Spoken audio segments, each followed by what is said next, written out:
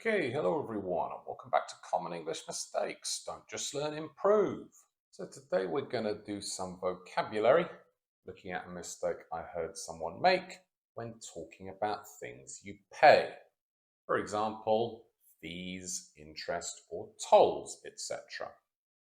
These can be quite confusing because we have many different words to use in different contexts. By the end of the video, though, you should have a good understanding of when to use each one. This goes quite nicely with the video I did with pay versus pay for something. It'll be available at the end of this one.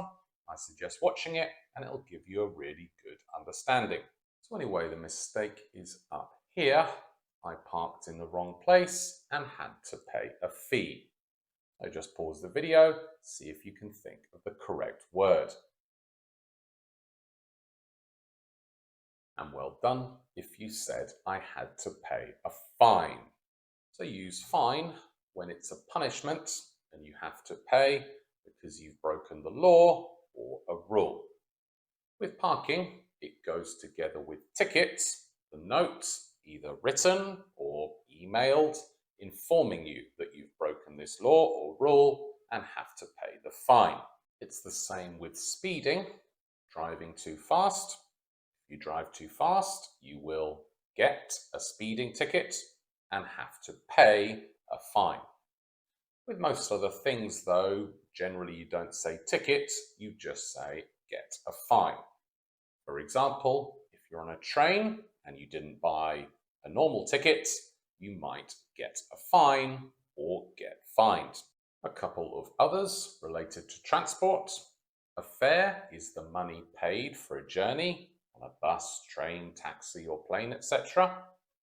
I would use this to talk generally only. So, for example, a bus fare in my city is €1.65. If you're talking about individual situations, I'd probably just say ticket. I bought my ticket on the bus. And then we have a toll, money paid to use a road, motorway, bridge, or tunnel, etc. when you're driving. So, for example, I recently drove from the UK to Portugal and I had to pay a lot in tolls. So let's now look at when to use fee.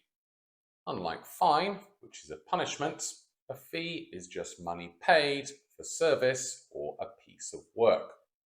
So, for example, if you've ever used Airbnb, I'm sure you've paid a cleaning fee.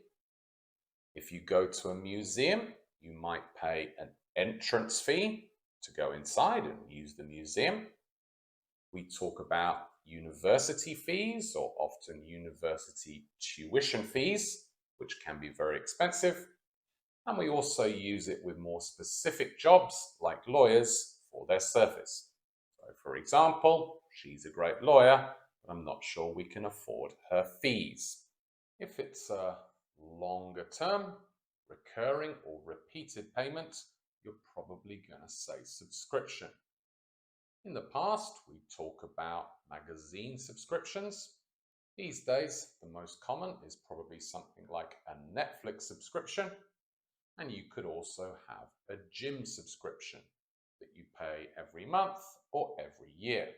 We do say doctor's fees, and in the UK, thankfully, you don't have to pay a doctor a fee to see you, but we talk about medical bills. Bills, either an amount of money to be paid, or literally the thing telling you you need to pay that money.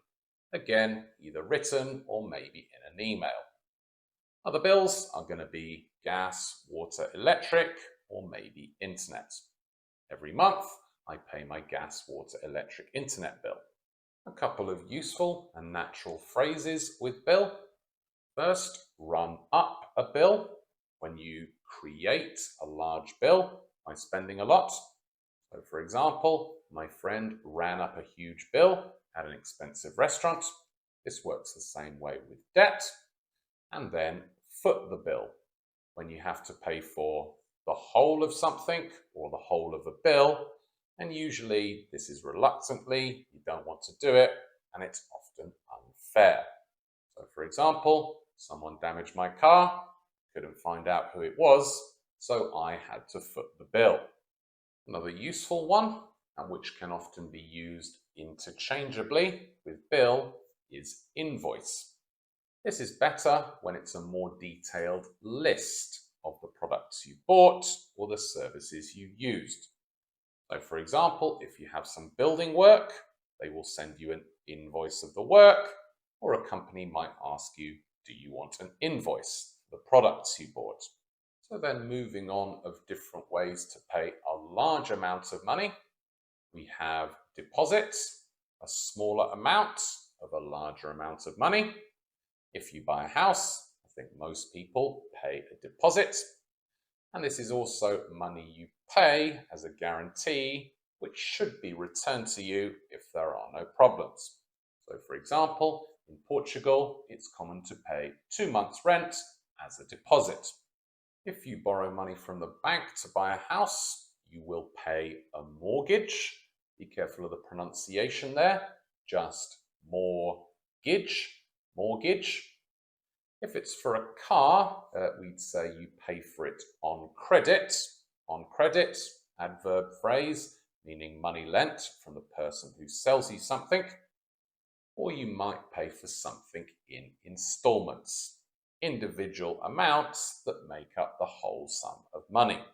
So for example, we paid for our holiday in 3 installments. With each of these, it's probably likely that you will have to pay interest.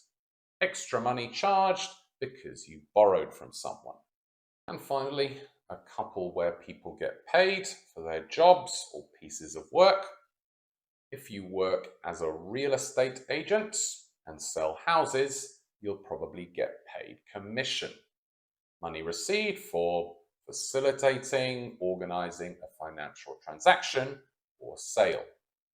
And then finally, if you create movies, books, music, etc., you'll probably get paid royalties. Money received when people buy music, books, films, what we call intellectual property. So explanation over. Hopefully there's a couple you didn't know and you've managed to expand your vocabulary. Before we do a bit of practice, at the moment I'm not getting paid for these videos. I need some more watch time. So to help, make sure you like and subscribe and maybe share the video with others. Anyway, when you're ready, let's practice and improve. Just pause the video and put a bit of language from today's lesson into these questions. More than one option may be possible, but try to use the most natural. And well done. If you said, would you buy something on credit if you didn't have the money and have to pay interest? Why? Why not? Would you ever foot the bill, pay the whole bill for a large group at a restaurant? Again, why not? Do you have to pay university fees or better tuition fees in your country? Then have you ever had to pay a parking or speeding fine? Or you could say tickets. Where was this? Do you know anyone who gets paid commission for selling things in their job? And finally, how much do people usually pay as a deposit to rent an apartment in your town or city? How many months rent? So now just pause the video, choose one of those questions, maybe one where the language was new, and write an answer in the comments to practice it. As ever guys, really important to practice the language, and if you make a mistake, I can correct you. Anyway, that's basically it for today. Make sure you check out the other video looking at pay versus pay for. I'll see you for another video next week. Until next time, see ya.